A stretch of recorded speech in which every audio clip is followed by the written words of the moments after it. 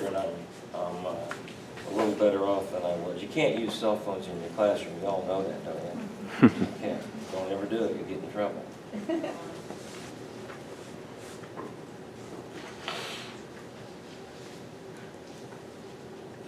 There's a reason for this. It's apparent. You will find it apparent. Chloe asked me some very good questions last night. And I was impressed of the questions your teachers put together. They're very adult, very thought-provoking. And one of them made me make some notes. Pivotal things that happen in your life. When I was 10, in the 5th grade, I met my wife. Didn't know she was going to be my wife, but that's where we met. She went to a different school, but we were at a PTA meeting. I'll do this very quickly. At 11, in the 6th grade, my father died. At 19, I was married. At 19, just a few months later, I got my draft notice, and I went to Vietnam. At 21, I was commissioned a second lieutenant in the Army. At 22, I had a son born. At 23, I was a commander in Vietnam.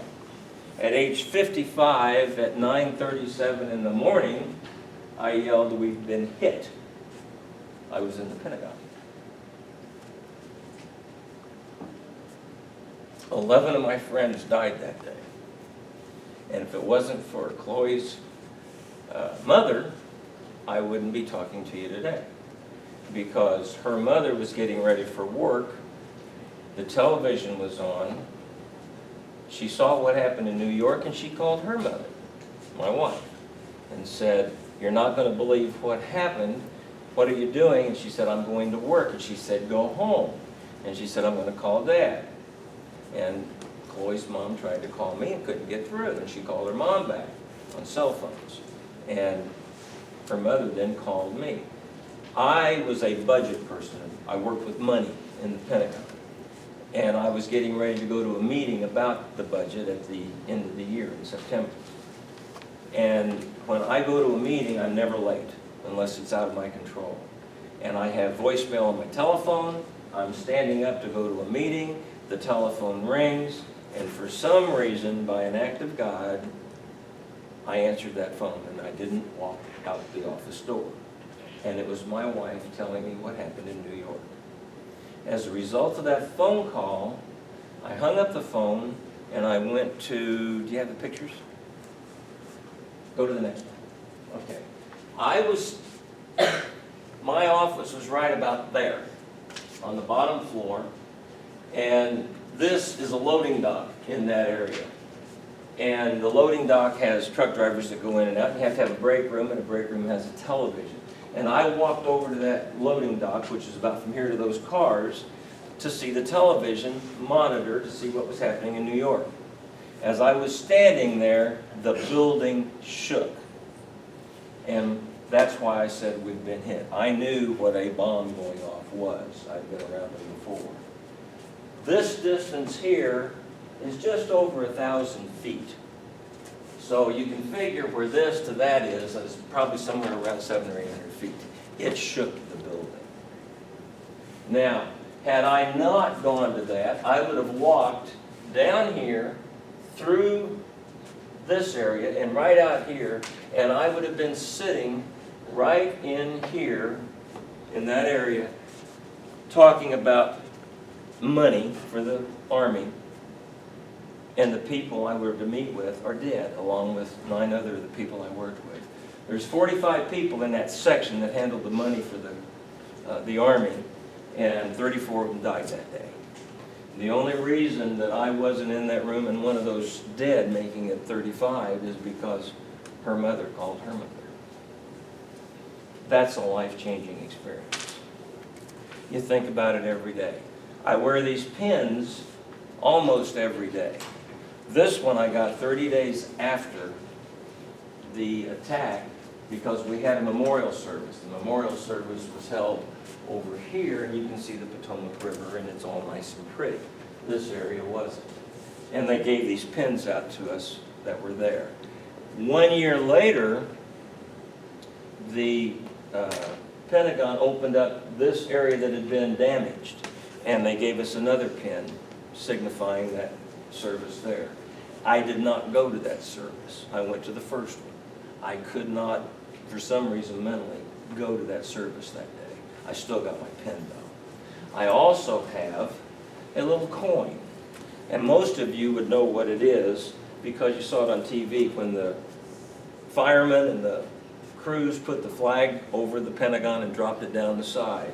That I've got a large picture of that. And then on the other side is just a picture of the Pentagon. I carry this almost every day. My wife and I square danced, and I had it in my pocket, and we were in Des Moines to a square dance, and somehow I pulled something out of my pocket for a donation for some people who had been killed, and I dropped it on the floor. And I thought, where is it? Later I was looking for it. And all of a sudden, the square dance caller put out over the internet, anybody got a commemorative coin that they're missing from the Pentagon, 9/11? You know, here's this old guy's raising his hand. Now, one thing I want to explain to you is before this was repaired, my office, where I worked every day, was right there. Except they had cleaned the Pentagon, this area out for construction and renovation, and they had moved us all out of there. So had that construction not been going on, I would have been in that office and I would be dead. So for some reason God likes me and I'm still here. And I explained to the other folks, there's a little, we worry sometimes about how we waste money. The Pentagon renovation, very old. It was built in just a few months. And it was built just before World War II started. It's old and needs new things. So what they did, they took an area from here to here, and they did a fifth of it. They would go from the middle of one section, and they completely emptied it out. All the people, we had to find office space for them, we had to move it out. There's 5 floors to the Pentagon above ground and 3 floors below ground. And they left the walls on each one of these 5 rings, and they gutted it. They took everything out except those walls, and they put in new structural steel. You've all heard of body armor, the police wear it, the military wear it. It's made out of Kevlar. Kevlar was put in every wall on the outside and inside walls. The windows, there's a lot of windows there. You can do the arithmetic if you want to count the windows sometime. I paid for those windows through our budget money. We contracted for them. Each one of those windows that was new was $10,000. But they're very hard windows. If that renovation had not been done, that airplane would have probably ended up clear in there because it's not strong enough. But now with the work they did, the workers were so dedicated to it and were so awestruck by what happened, and the country came together. They said, we're not worried about union contracts, we're not workers, which we couldn't do it anyway, but they volunteered. They would stay and work a second shift. No, you got to go home and get sleep. They said, we don't care how much it takes, we will have this done. And that's why we had this celebration, the second one, 1 year later, because the workers, the average American person, said, we're going to get it done. And they worked around the clock to do that. But that's basically my story. I lost some friends. I think about it. I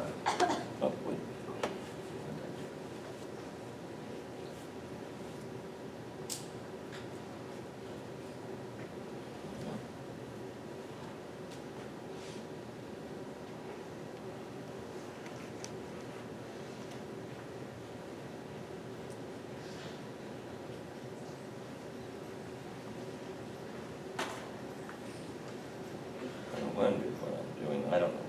I'm a terrible cell phone person.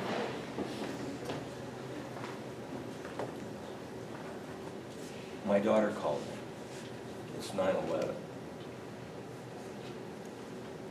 If it works.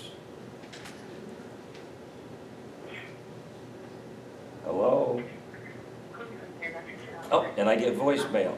She just called me, and that's what I was doing earlier. We have a conversation.